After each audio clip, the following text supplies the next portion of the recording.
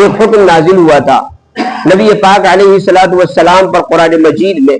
وہ حکم تھا کہ مرنے والا جب مرنے لگے تو اس کے لیے فرض ہے کہ اپنے ماں باپ کے لیے، رشتہ داروں کے لیے مال کی وصیت کر کے مرے، وصیت نامہ لکھ کے مرے کہ باپ کو اتنا دیا جائے، فلاں رشتہ دار کو اتنا دیا جائے. یہ حکم قرآن میں آیت موجود ہے بھی، لیکن عمل ہے کیا؟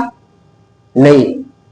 کیوں؟ اس لیے کہ اس وقت جب یہ آیت نازل ہوئی تھی اللہ نے وراثت کے احکام نازل نہیں فرمائے تھے، لیکن بعد میں اللہ رب العزت نے وراثت کے احکام نازل فرما دیے. یوصیکم اللہ فی اولادکم للذکر مثل حظ الانثیین، پورا صفحہ اللہ نے نازل فرما دیا، کئی جگہ نازل فرما دیا کہ اگر بیوی کا انتقال ہو جائے اولاد موجود ہو شوہر کو کتنا ملے گا، شوہر کا انتقال ہو جائے اولاد موجود ہو تو کتنا ملے گا، اولاد نہ ہو تو کتنا ملے گا، باپ کو کتنا ملے گا، ماں کو کتنا ملے گا، بیٹوں کو کتنا ملے گا، بیٹی کو کتنا ملے گا. یہ سارے حصے اللہ رب العزت نے متعین فرما دیے تو وصیت کی ضرورت باقی نہیں رہی. لیکن کبھی ایسے حالات آ سکتے ہیں کہ مرنے والے کو یہ اندیشہ ہے کہ میرے مال میں میرے دیگر ورثہ کسی ایک وارث کو محروم کر دیں گے.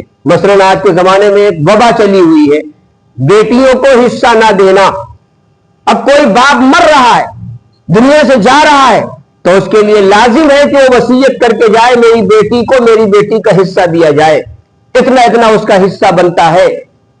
یا اسی طرح اور ایسے حالات پیدا ہو سکتے ہیں کہ کوئی یہ سمجھ رہا ہے کہ میری اولاد میرے ماں باپ کو محروم کر دے گی، میری اولاد میری ماں کو محروم کر دے گی، اس لیے اس کے لیے ضروری ہے کہ وصیت کر کے جائے. تو بہرحال کہنے کا مقصد یہ کہ اس وقت جب نسخ ہوتا تھا تو اللہ تعالیٰ یا تو وہ آیت اٹھا لیتے تھے یا وہ آیت بھلا دیتے تھے. قرآن کہتا سنقرئک فلا تنسى الا ما شاء اللہ، ہم آپ پر حکم نازل کریں گے، آپ بھولیں گے نہیں، آپ کے دل پر وہ نقش ہو جائے گا. الا ما شاء اللہ، مگر اللہ جسے چاہیں گے اسے بھلا دیں گے.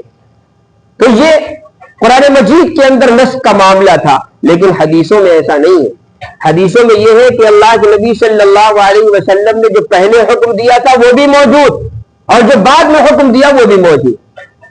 مثلا ابھی اس سے پہلے بات آ چکی ہے کہ اللہ رب العزت نے صحابہ کرام پہلے نماز میں باتیں کیا کرتے تھے. صحابہ کرام پہلے چھٹی ہوئی رکعتیں جو چھٹ جاتی تھیں جماعت میں آ کر شریک ہوتے تھے تو پہلے چھٹی نمازیں پڑھتے تھے، بعد میں کسی سے پوچھتے کتنی رکعتیں ہو گئی، پہلے وہ پڑھتے تھے پھر نماز میں شریک ہوتے تھے. تو گویا کی باتیں پہلے نماز میں ہوتی تھی، یہ حدیث میں موجود ہے.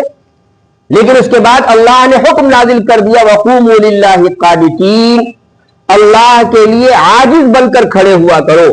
نبی پاک علیہ الصلوۃ والسلام نے حکم منسوخ کر دیا حضرت معاویہ ابن حکم سلمی رضی اللہ تعالی عنہ کے واقعے کے ذریعے سے کہ جنہوں نے چھینکنے والے کا جواب دیا تھا اور کہا تھا کہ میں تو جواب دے رہا تھا، غصہ بھی ہو گئے تھے. نبی پاک علیہ الصلوۃ والسلام نے فرمایا تھا انها هذه الصلاة، یہ نماز ہے، لا يصلح شيء من كلام الناس، اس میں لوگوں کی باتیں نہیں ہوگی، بلکہ نماز تسبیح کا نام ہے، تکبیر کا نام ہے، نماز قرآن کی تلاوت کا نام ہے. نماز کے اندر یہ چیزیں ہوتی ہیں، باتیں نہیں ہوتی ہیں. تو اللہ کے نبی صلی اللہ علیہ وسلم نے اس کو منسوخ کر دیا.